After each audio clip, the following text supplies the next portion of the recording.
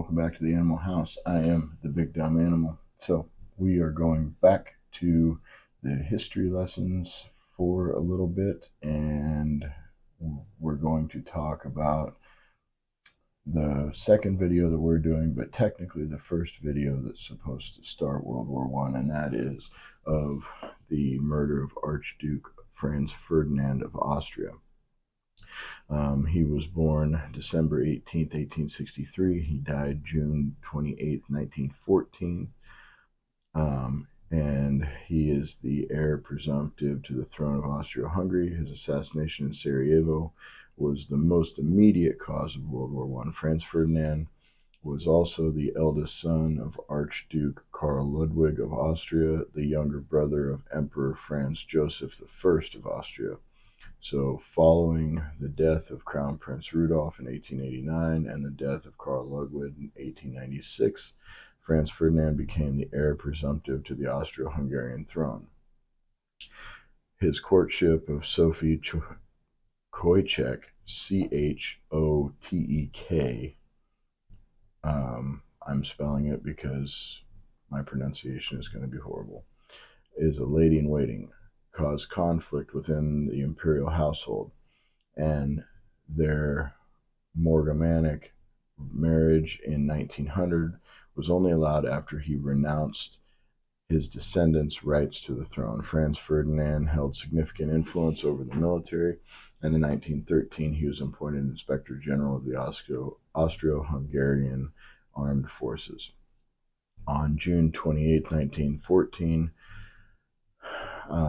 Franz Ferdinand and his wife were assassinated in Sarajevo by the 19-year-old Gavrilo Princip, Gavrilo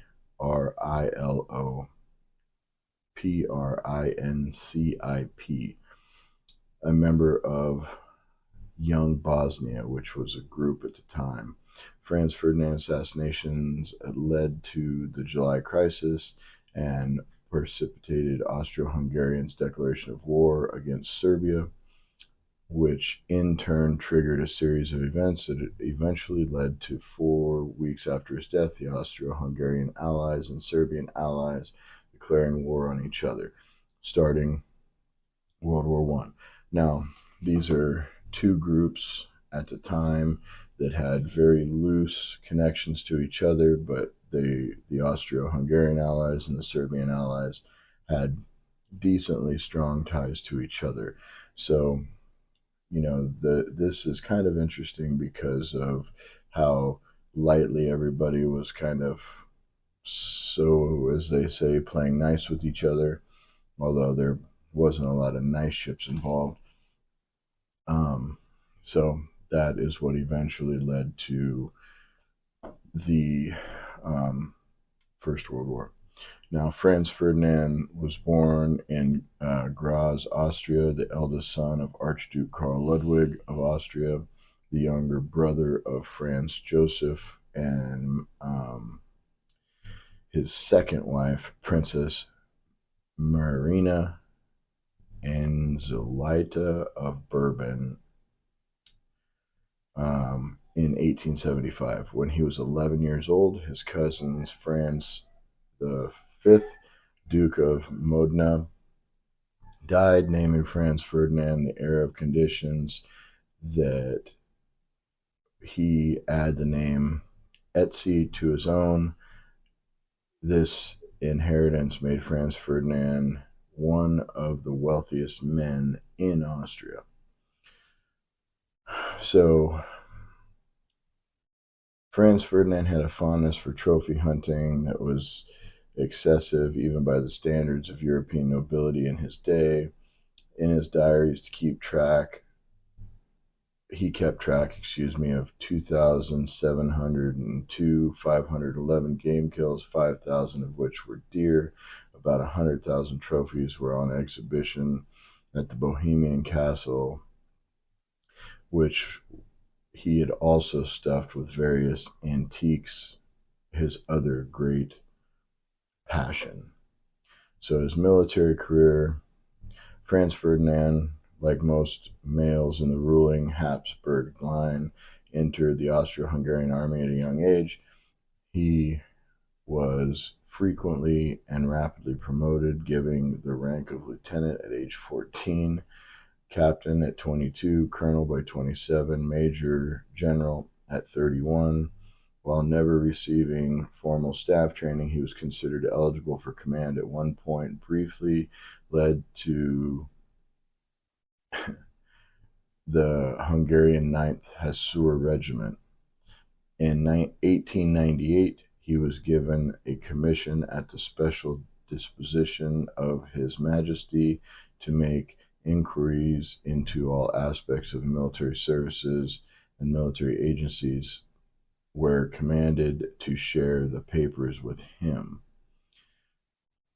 So there's a lot of convoluted stuff in there. He was obviously a low-ranking military officer at a very, very young age.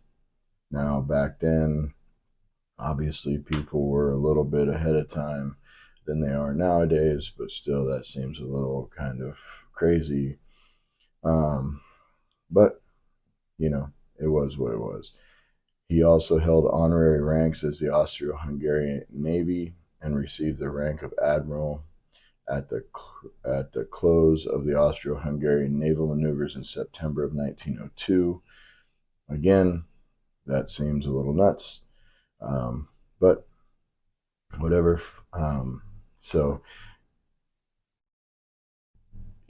There's a bunch of different things that are listed here that show who he was, what he was, so on and so forth.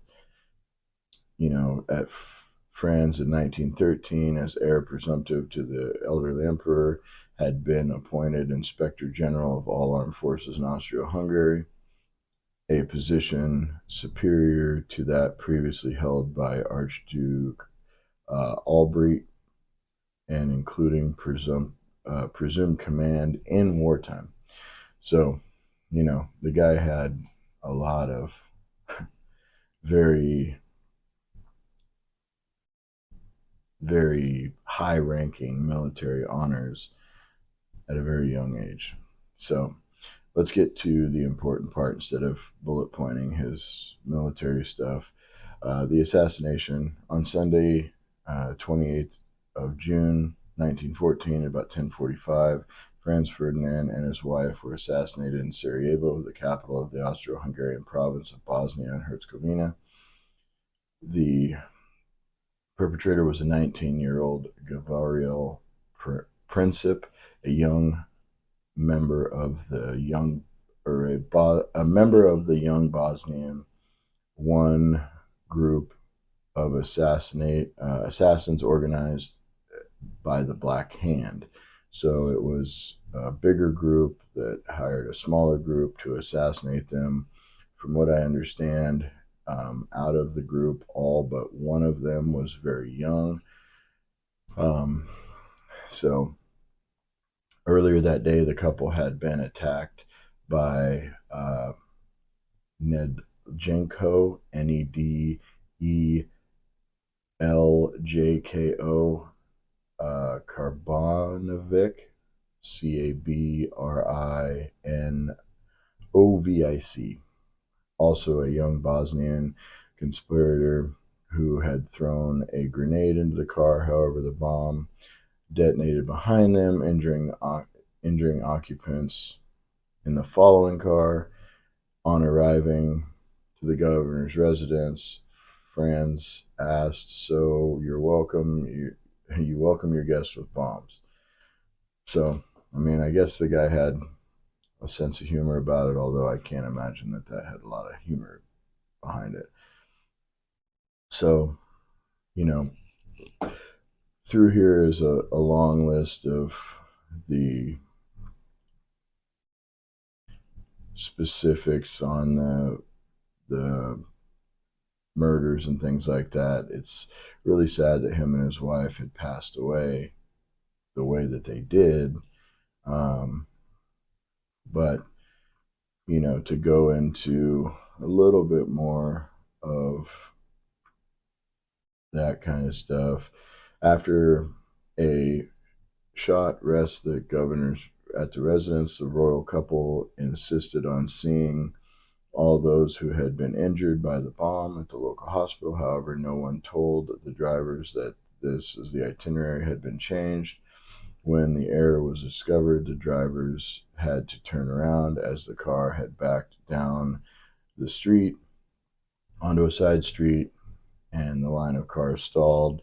At this time, Princip was sitting in a cafe across the street. He instantly seized the opportunity, walked across the street, and shot at the royal couple. The first shot hit Sophie in the abdomen, and then he shot Franz Ferdinand in the neck.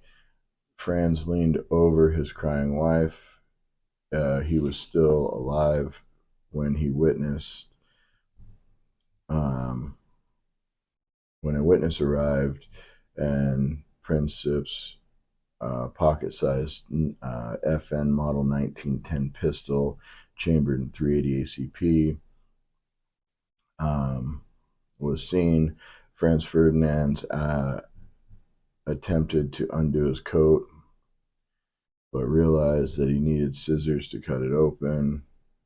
The outer lapel had been sewn into the inner front jacket for a smoother fit to improve his appearance to the public. Whether or not it was a result of this obstacle, his wound could not be attended to at the time to save him. He died within minutes, and Sophia died en route to the hospital.